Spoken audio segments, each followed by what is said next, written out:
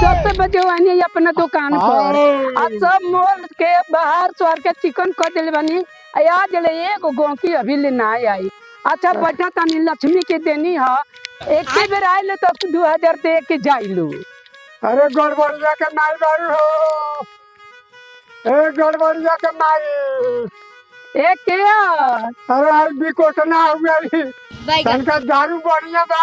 आज बाप रे बाप, अरे वैसा न गोंकी आइल हमरा दुआर पर से रात भर में एको पौगा दारू ना पिकाए। एक सुना इजा चाहत हमरा दुआर पर से चल जा। अरे आधा दौरी जाना, आधा दौरी जाना। जाबा की हाथ छोड़ दी। अरे हाथ का के छोड़बू, हाथ छोड़बू तो कुछ फायदा पाइबू। ना ना नहीं कि दारू यहाँ से जा भागो। आधा तो पियावा मुहा पियनिया नहीं खाई काम दे। अरे एक चीज नहीं खे तेरे की बहानिया से पीटे। आजा ये राना हाँ हमारा के दारू।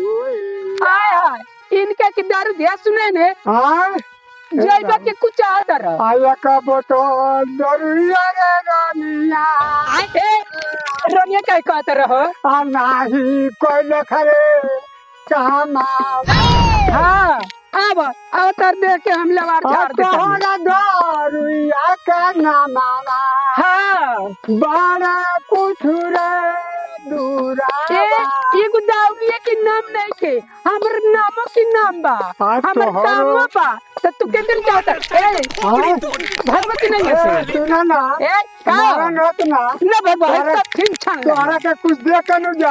छिन छन का सब धर्म है दर को जी। तोहरा दे देहिया के कीमत हो। हाँ तुरंत दियाई गोरी बाड़े की मातावा। ए चल हमरा दे की कीमत तुरंत ना दियाई। चल हमारे घर में शिकार। अरे अठया ना दरुया रे बेचलू। ए तोहनिया बेचो रे देही। आज बाप रे बाप ही कहा सुनो क्यों या बोलता रे हेले सुनने हेले ए तू को तो क्या करे रे। आज तोहरो दे देहिया परानी हो। हाँ हर बुढ़ावा बाटा दी पाना। आय आय थू थू थू ए आज बाप बाबू। रे बाप अरे बूढ़ नत बुझो। आसन अरे सखुआ का खोर हो। हाँ। जब एक में देख लीबू तो बुझाई दे एकदम दे। ये भगवान अब यहाँ से हम दुकान उछाड़ के ले जाता नहीं। ए बाबू। हाय